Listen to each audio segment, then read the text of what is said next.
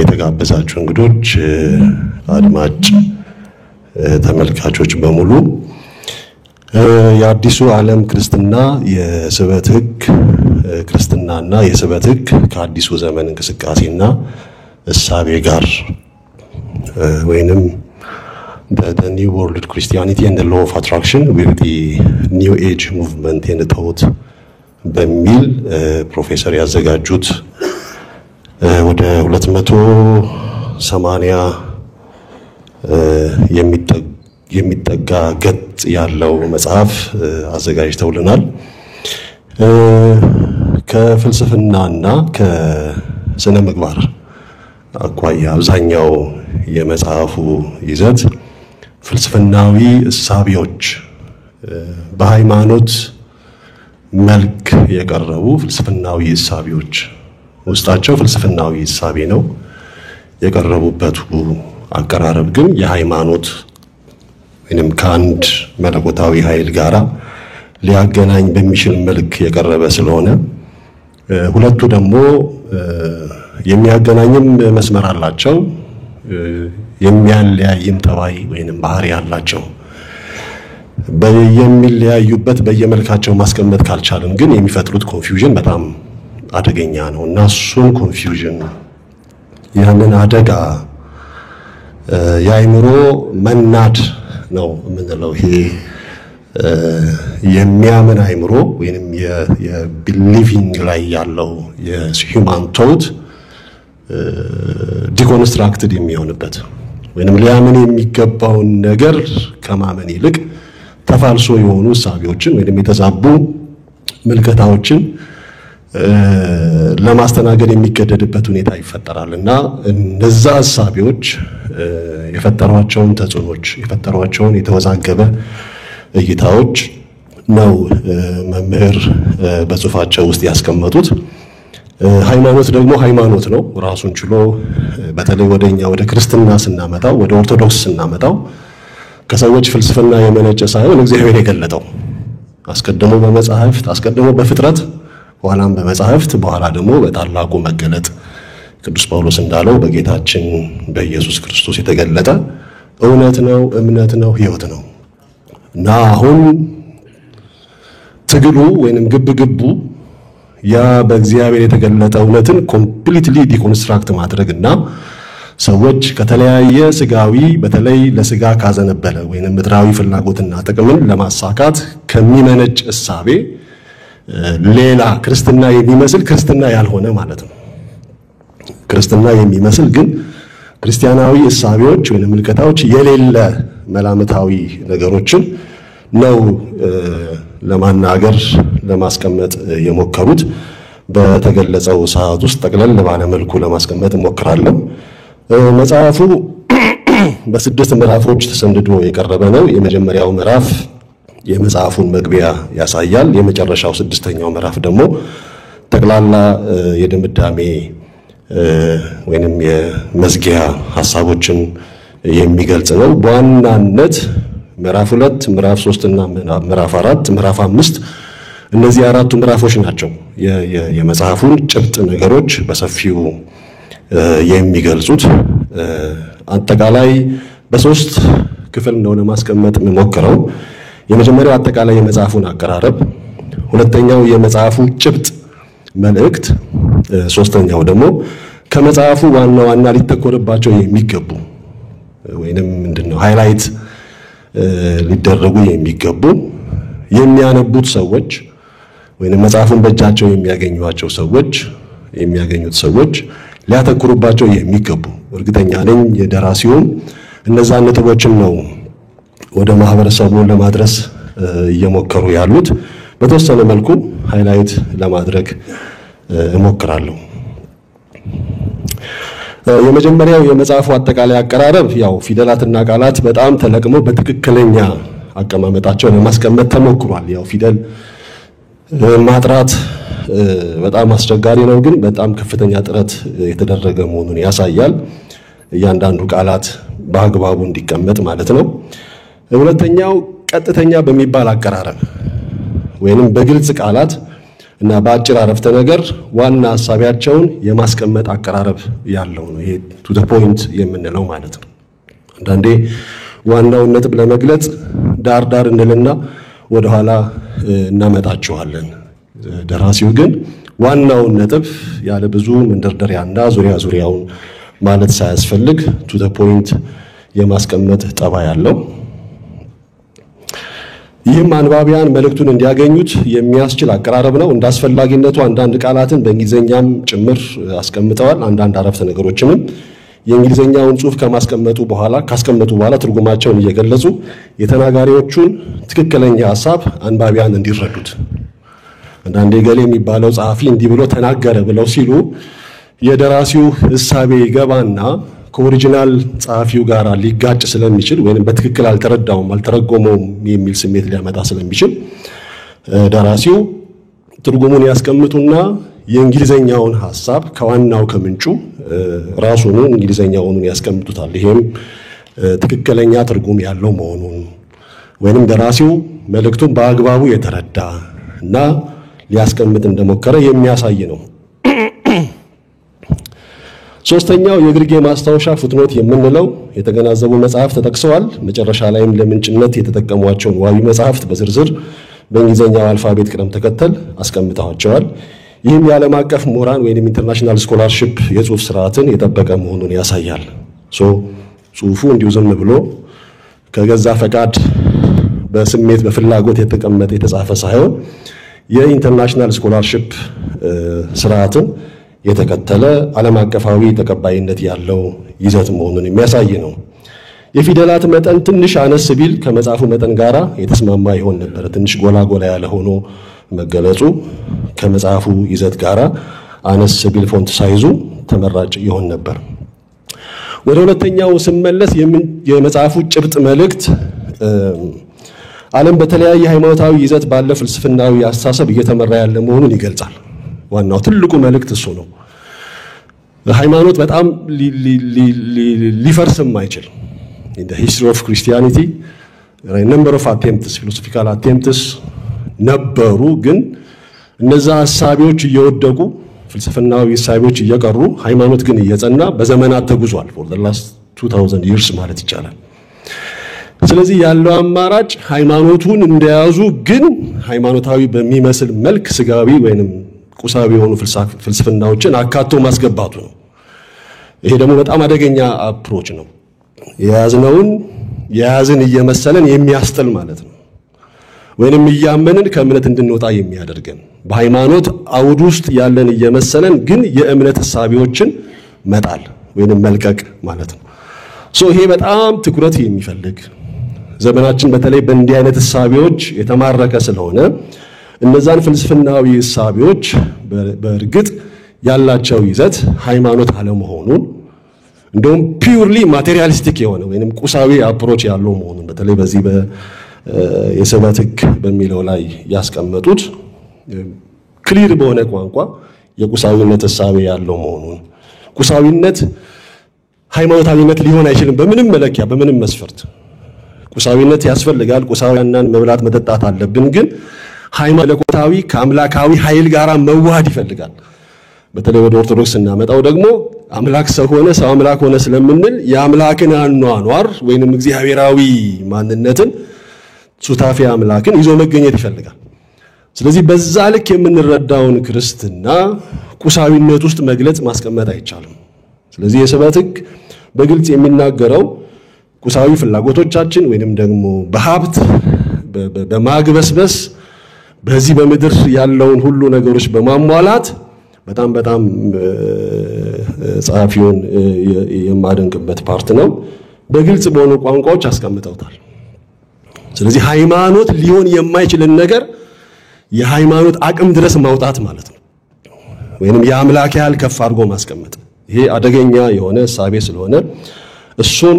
ሊያብራራ የሚችል መጽሐፍ ሆኖ አግኝቼዋለሁ። በዚህም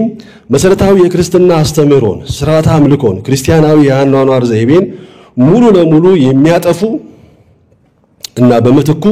ከክርስትና ፍጹም በተቃራኒ የሆኑ አስተምህሮችና አመለካከቶች የሚያስፋፉ እንቅስቃሴዎችን በደንብ አብራርቶ የሚገልጽ መጽሐፍ ነው። ሁለተኛው ያንዳንዱን ሃይማኖታዊ ይዘት ያላቸው ፍልስፍናዊ ሐሳቦችን ከገለጹ በኋላ እንደ ቤተክርስቲያን አስተምህሮ ከቅዱሳት መጻሕፍት ለተነሳው ሐሳቤ መልስ የሚሰጥ ማስረጃ አቅርበዋል። ለምሳሌ ሂንዱይዝም ከሆነ ወይንም ደግሞ ማቴሪያሊዝም ከሆነ ወይንም ደግሞ የዚህ ሎ ኦፍ አትራክሽንም ከሆነ የተለያዩ ፍልስፍናዎች ፕሉራሊዝም ከሆነ ወይንም ደግሞ የዚህ መልቲካልቸራሊዝም ወይንም የዚህ ኮንሱመሪዝም የምንላቸው ሁሉ ካስቀመጡ በኋላ ለነዛ ሐሳቢዎች መጽሐፍ ቅዱስ የሚናገረውን አስተምሮ ወይንም አባቶቻችን በመጽሐፍት ያስቀመጧቸውን እንደ መልስ አድርገው አስቀምጠዋል።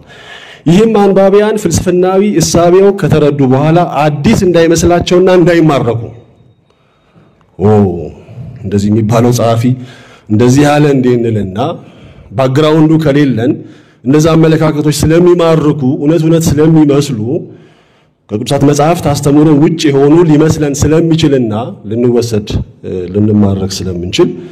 ይሄንን አጥርተው እንዲያውቁት አስቀድሞ በመጽሐፍት እንደተነገረ አባቶቻችን አስቀድመው እንደተናገሩት ነቢያትም ኋላም ጌታችን መድኃኒታችን ኢየሱስ ክርስቶስ በኋላም ደግሞ ሐዋርያት እንደተናገሩ አዲስ እንዳልሆነ የሚያስገነዝብና በእምነታቸው እንዲጸኑ የሚያደርጋቸው ሆኖ አግኝቼዋለሁ። ይሄ ነው የሁለተኛው ፓርት ማለት ነው። ስለዚህ መጽሐፉ ጠቅለል ባለ መልኩ እነዚህን ይዘቶች የሚገልጽ ነው። ትንሽ ወደ ስፔሲፊክ ወደ ሊተኮርባቸው ይገባሉ ብዬ ያልኳቸውን ከመጽሐፉ ጥቂት ገጾች ገጽ 78 ላይ የመጨረሻውና የአሁኑ ዘመን የሚለው በተለይ አሁን ያለንበት ዘመን ማለት ነው። ኦፍ ኮርስ ትላንትና የመጣንባቸው መንገዶች ዛሬ ላለንበቱ የራሳቸው የሆነ ግብአት አላቸው፣ አስተዋጽኦ አላቸው። ሁሉም ግን ተሰባስበው ግን ዛሬ ላይ ያደርሰውናል እና ዛሬ ከነዚህ ሐሳቦች ጋር በተያያዘ የወደቅንበት ወይንም የገባንበት ወይንም እየገጠመን ያለው ፈተና ምንድነው የሚለውን የሚያሳዩ ጥቂት ነገሮችን የመጀመሪያው ግሎባላይዜሽን ሌላኛው ስሙ የአንዱ ዓለም ስርዓት ወይንም ደግሞ የአዲሱ ዓለም ስርዓት ዋን ወርልድ ሲስተም ኦር ዋን ኒው ወርልድ ኦርደር እንደሆነ ይገልጽና በአስተዳደር፣ በግዛት፣ በመሸጥ፣ በኢኮኖሚ ገበያ፣ በጠቅላላ ኢኮኖሚ፣ በባህልና በመሳሰሉት ጉዳዮች ዓለምን የመቀየር እሳቤ ሲሆን በእምነትና በሃይማኖት በኩል ደግሞ እግዚአብሔር የለሽ ህብረተሰብንና ሀገርን መፍጠር ነው። something serious words of serious consideration ማለት ነው። ግሎባላይዜሽን at the surface definition ብትመለከቱ ይሄ ምንድነው? ቻናል ነው እንደ ቦይ እንደ ማፍሰሻ በሉት እና ማንኛውም አይነት ሐሳቤ ባህል አስተምሮ ሊፈስ የሚችልበት ቻናል ተደርጎ ነው የሚገለጸው። ግን ያንን ቻናል ማን ነው የሚጠቀምበት? ወይንም በተጽዕኖ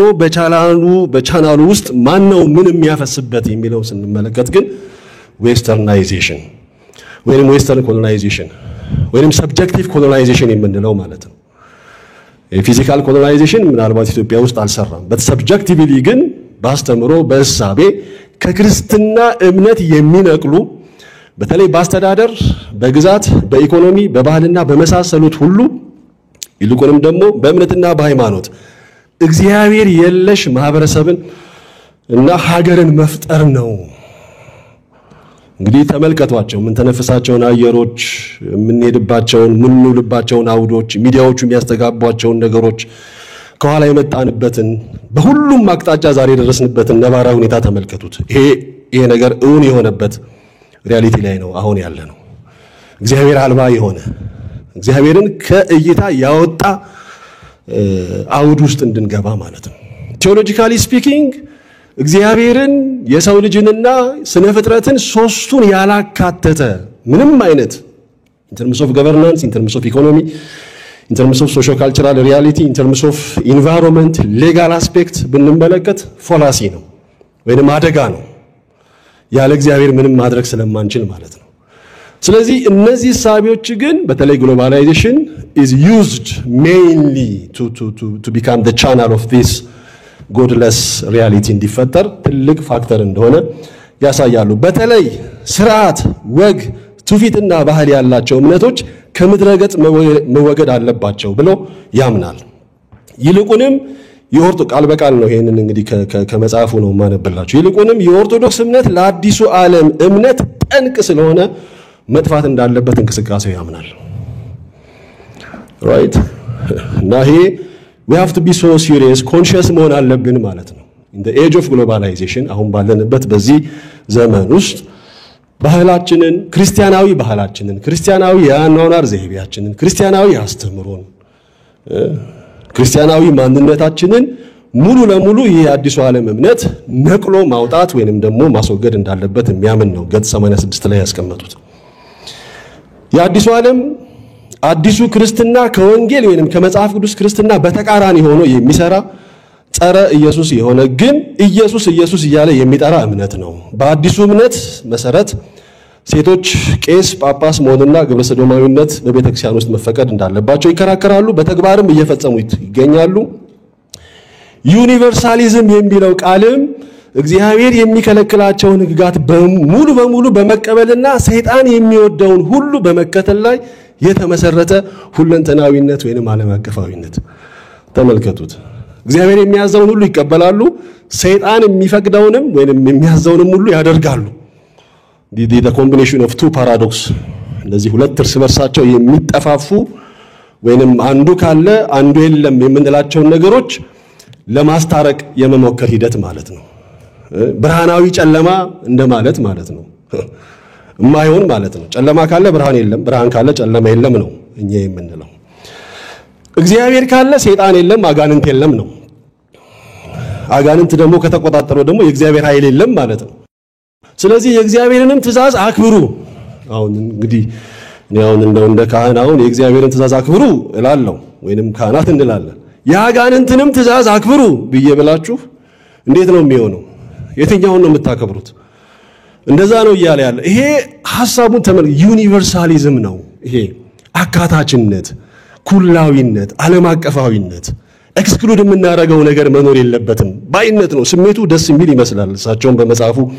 ገልጸውታል ግን አደገኛ ነው እግዚአብሔርን ተከተሉ ሰይጣንን ተው ነው በቃ ቁልጭ ያለ ክርስትና ብላክ ኤንድ ዋይት ነው ታቦትና ጣዖት ነው ወይንም ብርሃንና ጨለማ ነው ብርሃንን ስንከተል ጨለማን እንተዋለን ጨለማን ስንተው ደግሞ ብርሃንን እንከተላለን ማለት ነው ስለዚህ ከዚህ አኳያ የያዝነውን ለማስጣል ይዘው አብረው ይጓዙና እኛው እንድንጠለው ያደርጋሉ that is the methodology of this system ማለት ነው ጣሉ አይሏችሁም ክርስትናን ጣሉ አይሏችሁም የያዛችሁትን ክርስትና እነሱም ይይዙና they walk with you አብረዋችሁ ነው የሚጓዙት እና በሂደት ግን ቀስ ይያሉ የክርስትናውን ፍሌቨር ያስጥሉና እነሱ ሳይሆን ራሳችሁ ናችሁ የምትጥሉት ያደገኛ ነው ለምሳሌ አሁን የታወቀ አንድ ሆቴል ለምሳሌ ሂልተን ሆቴልና ብንወስድ ሂልተን የታወቀ ነው ረጅም ዘመን የቆየ ሆቴል ነው አዲስ የሚገዛው ሰው አበበ የሚባል ሰው ገዝቶት ዛሬውኑ አበበ ሆቴል ብሎ ቢለው ማንንም አይቀበለውም ምክንያቱም ሂልተን የሚለው ኦሬዲ ሂስቶሪካሊ ካልቸራሊ ኢምቤድድ ሆኗል በማህበረሰቡ ስለዚህ አበበ ሂልተን ብሎ ማጫፈር አለበት ለተወሰነ ጊዜ ራይት ከዛ በኋላ ሰው ሁለቱን እየለመደ ይቆይና ቀስ ብሎ ሂልተን የምትለዋን ይሰርዛትና ወደ አበበ ተተካለሽ ማለት ነው እና የሂልተን ካልቸሩ ያ በረጅም ጊዜ ያቆየው እሴቱ ምናምን ሁሉ ይጠፋል ማለት ነው this is what they are doing ማለት ነው so ይሄ ዩኒቨርሳሊዝም ወይንም ደግሞ ዓለም አቀፋዊነት ዴሊኬት ኮንሴፕት ይመስላል ግን በውስጡ ዲቫስቴቲቭ የሆነ ክርስቲያን ቤዝድ የሆነ ካልቸርን ክርስቲያን ኢምቤድድ የሆነ ያኗኗር ዘይቤን ኮምፕሊትሊ ዲስትሮይ የሚያደርግ አካሄድ ነው ቅዱሱን ከርኩሱ ጋራ በመቀላቀል ብጅታ መፍጠርና ትርጉም ማሳጣት አንድ ነገር ቅዱስ ነው እርኩስ ነው የሚለውን የቅዱስ እርኩስ ስናረገው ቅዱስነትን ምንም ስሜት የለውም ማለት እንድናስብ ያደረገንና ኃጢአትን ያላምዳል። ገጽ 93 እና 98 ላይ የተዘረዘሩ በአዲሱ እምነት የሚታመኑ እነዚህ 12ቱ የተሐድሶ መመሪያዎች ያሏቸውን አንባቢያን ትኩረት ሰጥተው እንዲመለከቷቸው እንደ ፕሪንሲፕል እንደ መሪ ያስቀመጧቸው እሳቢዎች ናቸው። for which I really appreciate the author to figure them out። ሁለተኛው ገጽ 100 ላይ የምናገኘው ፕሉራሊዝም ነው። የፖስት ሞደርኒዝም እሳቤ አንዱ ፕሉራሊዝም ነው፣ መልቲካልቸራሊዝም ነው። ወይም ደግሞ አንድ ሰው ስፔሲፊክ የሆነ አይደንቲቲ እንዲኖረው አይፈቀድም። in terms of religion የራሱን ማንነት ቤተሰባዊ፣ ማህበረሰባዊ ወይንም ሀገራዊ የሚባሉ ስፔሲፊካሊ እሱነቱን የሚገልጹ የአይደንቲቲ መገለጫዎች እንዲኖሩ አይፈልግም። ስለዚህ ምንድነው የሚባለው የፕሮቲን ሶሳይቲ ይባላል። ወይንም ደግሞ የተበጣጠቀ የተበታተነ ማለት ነው። ፕሮቲን አይታችሁ ከሆነ ባዮሎጂካሊ የመበጣጠስ ጠባይ ያለው አንድ እንድንሆን አይፈልግም። ሪሊጂየስሊ ናሽናሊ ፋሚሊ in terms of socio cultural construction ማለት ነው። ይሄ አንዱ የዚህ የፖስት ሞደርኒዝም ከ1980ዎቹ ወዲህ የመጣው የፖስት ሞደርኒዝም ወይንም የድህረ ዘመናዊነት እሳቤ ነው። ፕሉራሊዝምን የሚያስተጋባ መልቲካልቸራሊዝምን የሚያስተጋባ ማለት ነው። ይህ እውነተኛ የሚባል አንድም እምነት የለም ባይ ነው ከመጽሐፋቸው። ስለዚህ ከእግዚአብሔር ጋር ለዘላለም ለመኖር አንድ መንገድ ወይንም አንድ ሃይማኖት የለም። ሁሉም ሃይማኖቶች ወደ እግዚአብሔር ያደርሳሉ። ሁሉም ሃይማኖቶች ልክ ናቸው። ይሄ በጣም አደገኛ ነው።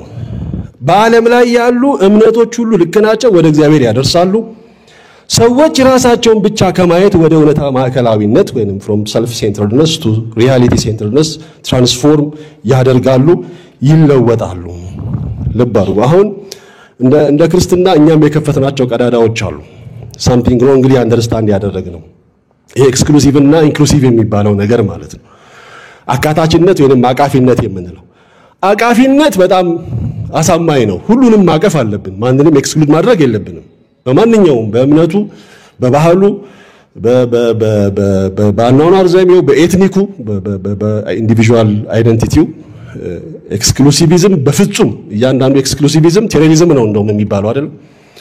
እያንዳንዱ አግላይነት ሽብርተኝነት ነው የሚባለው። ይሄ በጣም አደገኛ ነው። እኛ ይሄ ክርስቲያናዊም አስተምሮም አይደለም። እኛ በኦርቶዶክስ አስተምሮ ኦርቶዶክሳዊ እምነታችንን እንጠብቃለን፣ ግን ከሁሉም ጋር መኖር እንችላለን። ኦርቶዶክሳዊ አቲቲዩድ ሁሉንም ማካተት ሁሉንም ማቀፍ ይችላል። ክርስቶስ ሁሉንም እንዳካተተ እንዳቀፈ ወይንም በእግዚአብሔራዊ አኗኗር ስንገኝ ዓለምን ሁሉ በእግዚአብሔራዊ አመለካከት ቅዱስ ጳውሎስ we have the mind of Christ ያለዋል። የክርስቶስ አይምሮ አለን እንዳለው ክርስቶሳዊ በሆነ አይምሮ አካታች ሆነን መገኘት እንችላለን። ግን የኛ እንደዛ አይደለም። ብዙ ጊዜ የኛን እምነት ሰዎች ሲቀበሉ ወንድማችን የቅርባችን፣ የኛን እምነት ካልተቀበሉ ደግሞ ጠላታችን ወይንም አግላይነት ወይንም የሆነ ፌቨሪዝም ነገር ተፈጥሯል። እሱ ለእንዲህ አይነት እሳቤ ለሚያስተናግዱ ሰዎች በር ከፍቷል። ልብ አድርጉ።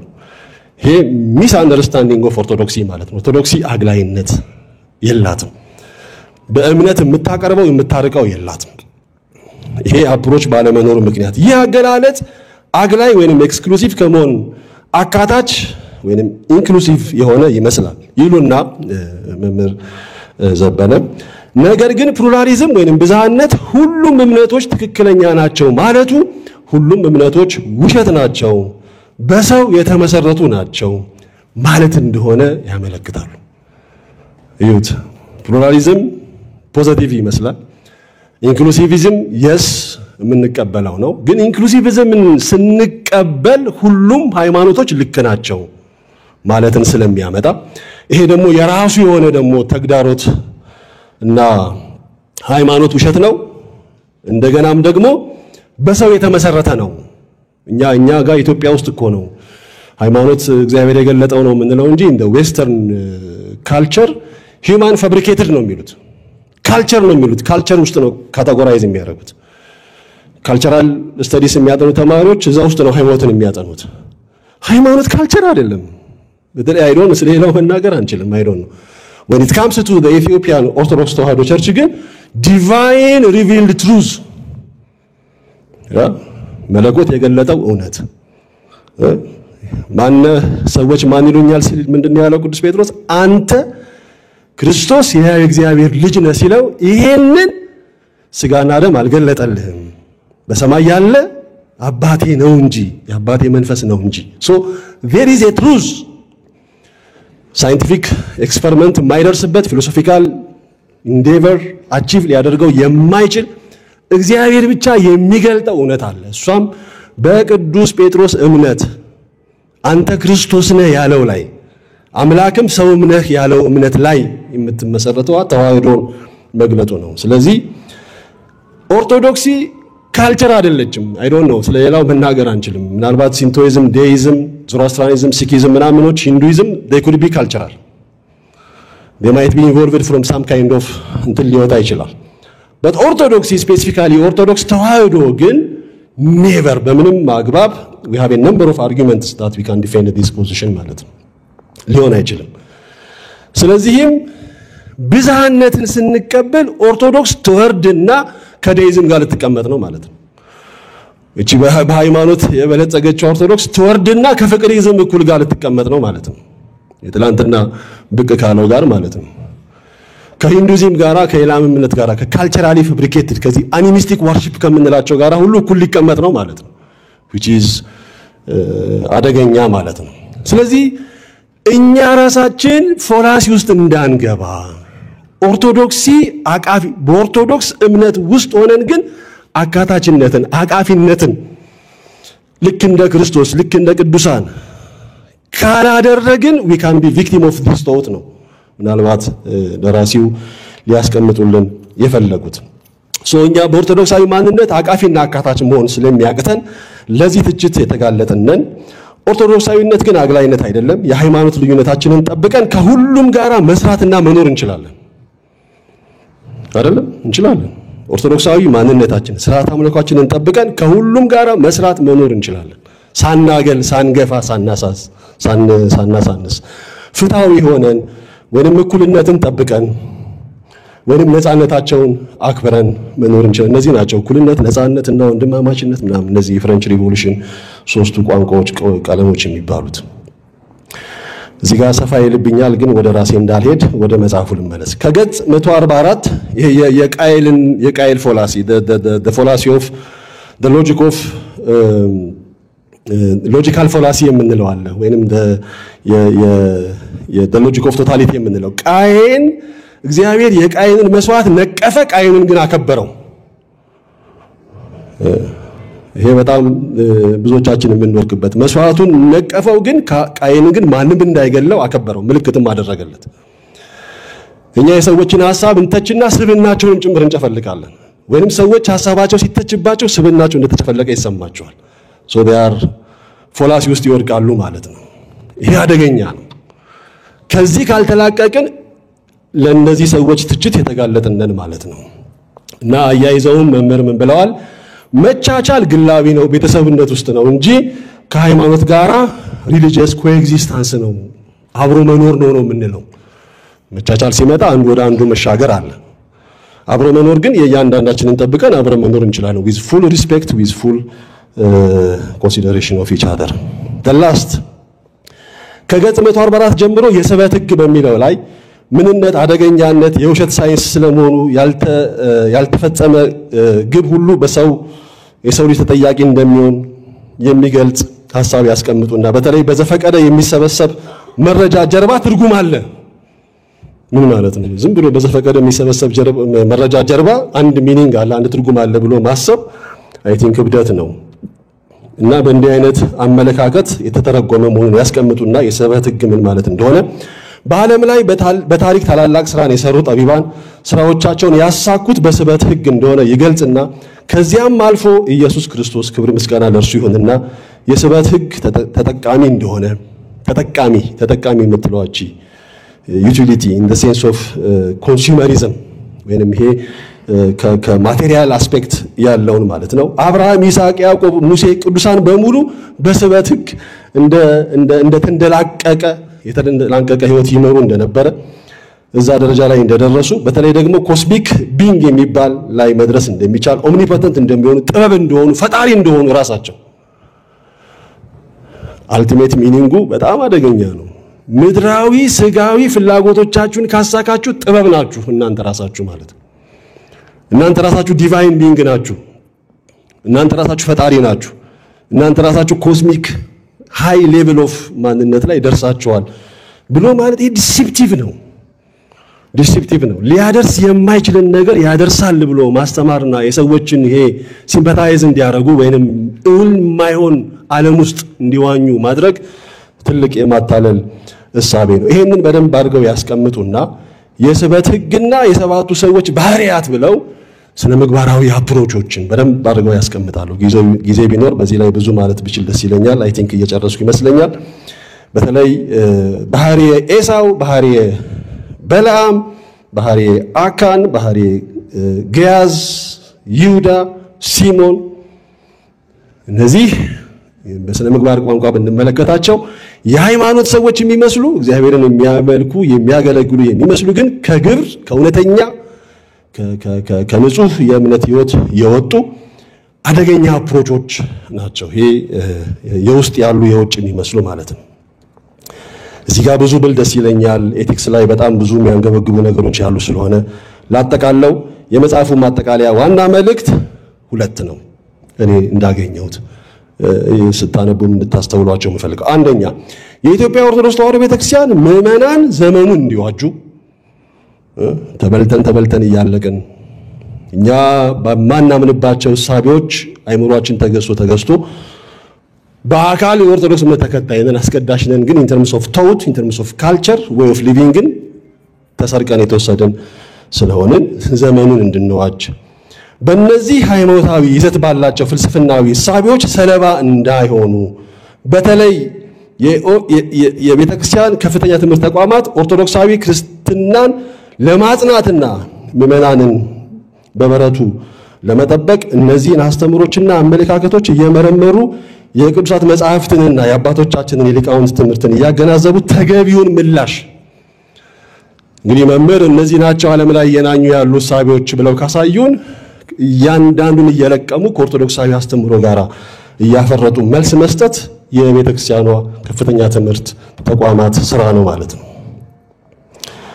አንዱ ይሄ ነው ሁለተኛው የኦርቶዶክሳዊ ተዋሕዶ ቤተክርስቲያን የዓለም ብርሃን የምድር ጨው ናት ይሄ ስክሪፕቸራል ነው መሰረታዊ እምነቷን የአምልኮ ስርዓቷንና የአኗኗር ዘይቤዋን በሚገባው ልክ ካላስተማረችና በተግባር ካልገለጸች ዓለም በጨለማው የፍልስፍና ሐሳቤ እንደሚጠፋ የሰው ልጅ ህይወትም ትርጉም እንደሚያጣ ግልጽ ማሳያ ነው ዝም ብለን ከተቀመጥን ጨለማውን እንድናበራ ተሹመን ማብራት አቅቶን ጨለማው እኛን እየዋጠ ከመጣ የዓለም አልጫ ጨው መሆናችን ቀርቶ ራሱ